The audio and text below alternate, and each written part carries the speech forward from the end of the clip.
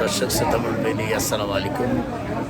দূর দূরান্তে আশেপাশে বন্ধুবান্ধব যে যেখানেই থাকুন, আমার প্রাণডালা অভিনন্দন গ্রহণ করুন। এই মুহূর্তে আমি আরেকটা স্টলে এসেছি, যে স্টলটির নাম হলো স্মার্ট ক্যাফে, যেখানে বাঙালিদের সকল পিঠা তৈরি করা হয়। যেমন আমার বাংলাদেশে আমরা শীতকালীন যে পিঠা, ভাপা পিঠা বা চিতল পিঠা অথবা চিতল পিঠা দিয়ে যে দিয়ে রান্না করা, বিভিন্ন গ্রামীণ স্টাইলে যে পিঠাগুলো তৈরি করা হয় সবগুলো পিঠাই তাদের এখানে রয়েছে। অর্থাৎ সবগুলো পিঠার নাম এই মুহূর্তে হয়তো আমি বলতে পারছি না।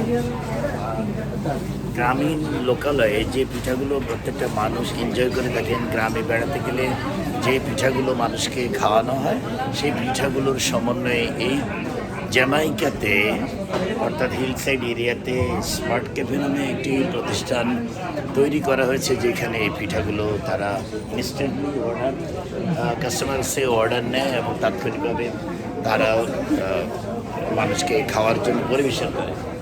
অর্থাৎ এই মুহূর্তে আমি আমার ওয়াইফকে নিয়ে সেই স্মার্ট ক্যাফেতে আসছি। এখন তুমি কি খাওয়ার জন্য এখানে আসলো? আমরা এই যে চিতই পিঠা অর্ডার করলাম, দুধ চিতই অর্ডার করলাম, আর এখন ভাপা পিঠা খাবো। অর্থাৎ বাংলাদেশের আমেজ।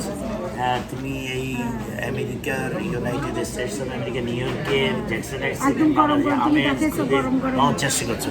যাকে এখন একদম গরম গরম অর্ডার করা হয়েছে, এখন কিছুক্ষণের মধ্যেই আমাদেরকে সে পিঠা দেবে। আমরা এখান থেকে অর্থাৎ আপনি ইচ্ছা করলে পৃথিবীর যে কোনো প্রান্তে যে কোনো অবস্থায় বাংলাদেশের কোনো পরিবেশকে খুঁজে পাওয়ার জন্য ইচ্ছা করলে আপনারা সমবেত হতে পারেন, আসতে পারেন। অর্থাৎ আমরা বিশ্বের যে কোনো প্রান্তে বাঙালিরা গেলেই আমরা বাংলাদেশের আমেজ খুঁজে নেওয়ার চেষ্টা করি। ভাইজান, আপনাদের এটা আসলে প্রতিনিয়তই খোলা থাকে এবং কয়টা থেকে কয়টা পর্যন্ত খোলা থাকে? 24 আওয়ার্স। অর্থাৎ এই স্মার্ট ক্যাফে 24 আওয়ার্সে বাঙালিদের জন্য খোলা থাকে। এবং আপনারা বাংলাদেশের কী কী পিঠা এখানে তৈরি করেন?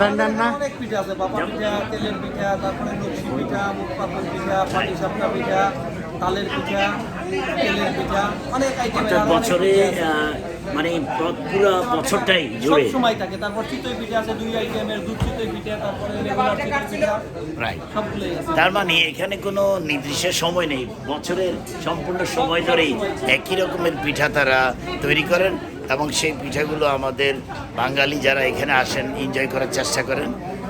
অর্থাৎ আমরা আমাদের অবস্থানগত দিক থেকে আমরা আমাদের বাংলাদেশি আমেজে সেই বাংলার প্রেক্ষাপটে বাংলার পিঠাকে খাওয়ার জন্য এই স্মার্ট ক্যাফেতে এসেছি। অতএব যে যেখানেই থাকুন, আরেকটা সুন্দর টপিকস নিয়ে আসার আগ পর্যন্ত ভালো থাকুন। আল্লাহ হাফেজ।